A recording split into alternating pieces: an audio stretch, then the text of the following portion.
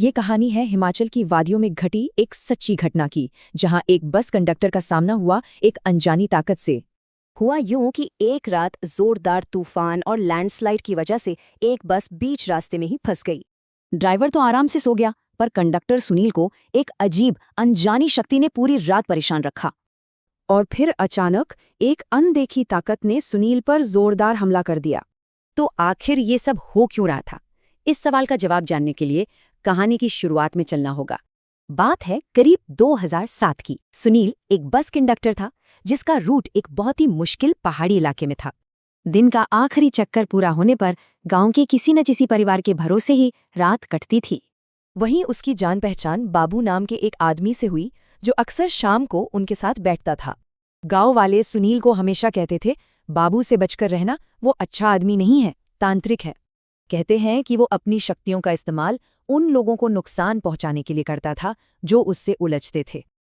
और फिर एक दिन बात बिगड़ गई। बाबू ने अपनी बेटी से शादी का प्रस्ताव रखा, जिसे सुनील ने मना कर दिया। एक हफ्ते बाद बाबू बस में चढ़ा और एक खंभे को पकड़कर कुछ अजीब सा करने लगा। अगले ही दिन सुनील की तबीयत इतनी ज्यादा बिगड़ी कि उसे काम से छुट्टी लेनी पड़ी। और अजीब बात ये थी कि ये बेचैनी और डर उसे सिर्फ बस के अंदर ही महसूस होता था। और उस रात जब बस लैंडस्लाइड में फंसी, तो ये एहसास बहुत ज्यादा बढ़ गया था। उसे बार बार लगा कि कोई उसके पास आ रहा है, पर वो इसे अपना वहम समझता रहा। लेकिन इस बार ये वहम नहीं था। एक अनदेखी ताकत ने उसे सीट से दबोच लिया। उसे जमीन पर पटक दिया गया। दर्द में तड़पते सुनील को बस किसी तरह बस से बाहर निकलना था। तो आखिर बस में था कौन? अगली सुबह जब उसने परिवार को सब बताया, तो वो उसे एक जानकार के पास ले गए। उस चेले ने बात सुनते ही साफ कह दिया, दिक्कत सुनील में नहीं, बस में है।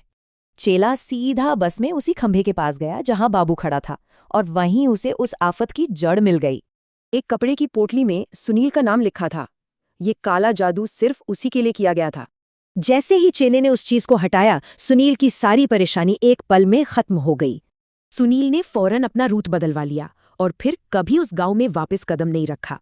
सुनील को एक सबक मिल चुका था कि कुछ चेतावनियों को कभी भी हल्के में नहीं लेना चाहिए।